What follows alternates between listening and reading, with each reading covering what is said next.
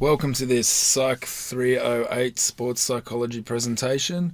My name's Andrew Binns, and today I'm going to be talking about fitness apps and the way in which they can enhance exercise adherence. So I'm looking at these apps today. There's a lot of apps out there in the app space. Fitness apps are extremely popular. Some of the fitness apps have sales of 20 million plus, so a lot of people are using them. They contain many different motivational aspects, and all of these apps that I'm looking at today contain many of the aspects together. What I'm going to do is single out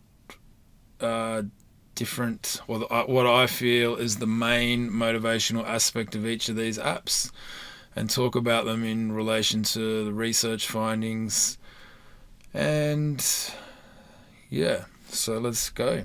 First up, we've got Map My Ride. It's a GPS tracking app. So basically, when you go for a bike ride, you start recording.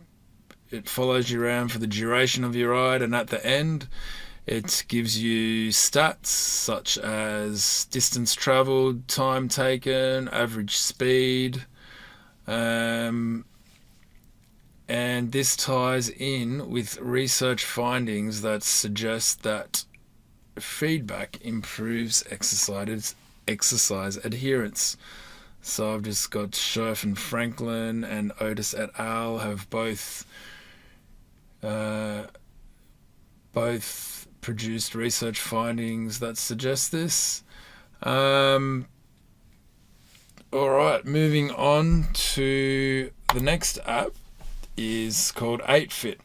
And now 8Fit is designed to look at what your goals are.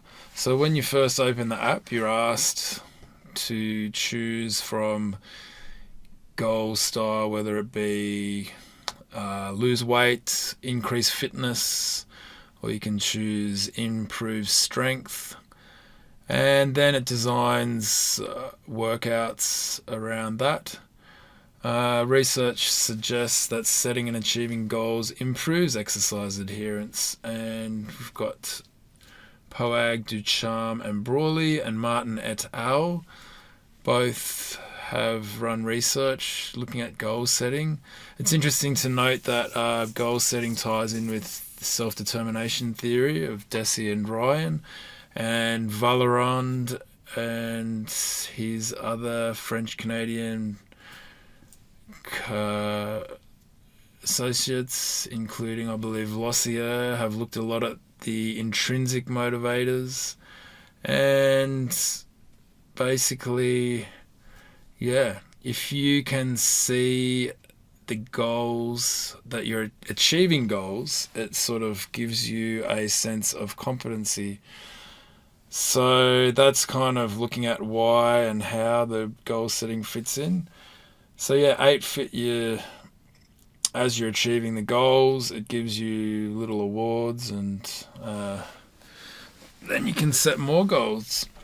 Alright, the next one we're going to look at is the use of prompts. Valerand, mentioned earlier, has looked at this and found that prompts help change behaviour. So in the context of Couch to 5K, there's a couple of ways prompts are used.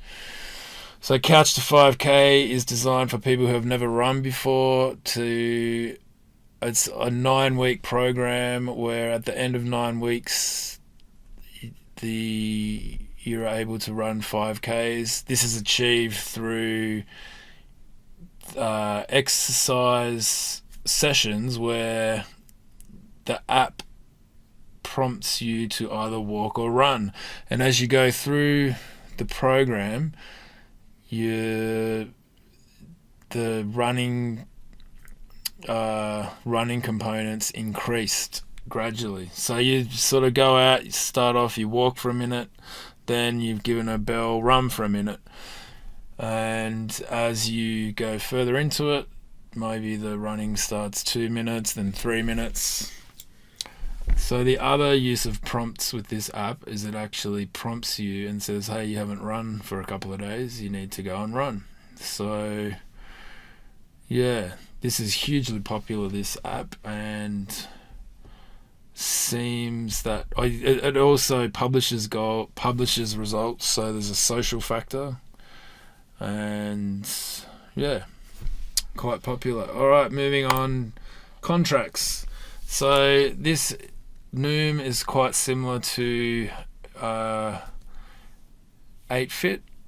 However, it is very expensive. To use this app, you have to sign up for, I think it's around $65-$70 a month to access all the features. But for that $70 a month, you get a personalized trainer, psychologist. You run a lot of you take a lot of psych tests, so they really use those tests to, like, personality, anxiety levels, all that kind of stuff, to develop a really individualized program for you.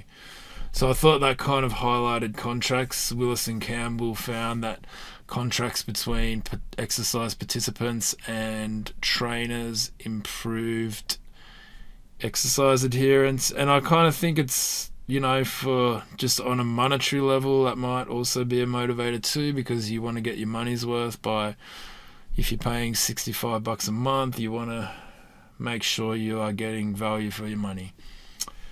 So Noom also has diet and sort of exercise programs in there too. It's, pretty slick app, but I didn't pay the money to have a look at it, so I'll never know if it is successful. All right, the last app I want to look at is Zombies Run. Now this is kind of integrating a computer game with an exercise program. So there's a story, you're part of a survivor of the apocalypse, you live in a village, you got to run out and get supplies for your village and avoid being captured by zombies. So while you're using this app, you've got your headphones on and you're being told the story, and during the training session, the zombies come and try and attack you and steal your supplies. There's a beeping sound when the zombies are near you, encouraging you to run faster. This basically is a lot of fun, trying to use intrinsic motivation, the sheer fun of taking part in a computer game, but you're actually in real life. So that runs in with Deci and Ryan's self-determination theory, or sort of intrinsic motivators are the ones that help us engage in activities for a lot longer than external rewards. I just finally want to look at a couple of how can apps be improved. I think a lot of I think they could better appeal to a wider demographic. I think that they probably appeal to tech-savvy, younger demographic. There could be a lot of other older demographics that could gain from the use of fitness apps, and that could be something that is looked at. Greater integration of data. There's also some of the apps using, say, heart monitors, Apple Watches, Fitbits, that kind of stuff.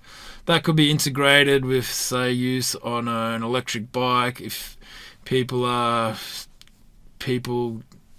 could gradually increase difficulty, or like a rowing machine or something. And also with the integration of data, things like Facebook or social media could really follow your mood and integrate that into the trainings. So you could have daily integration of training following how you're feeling. So thanks for listening to my presentation. It's been a pleasure to talk. Thank you.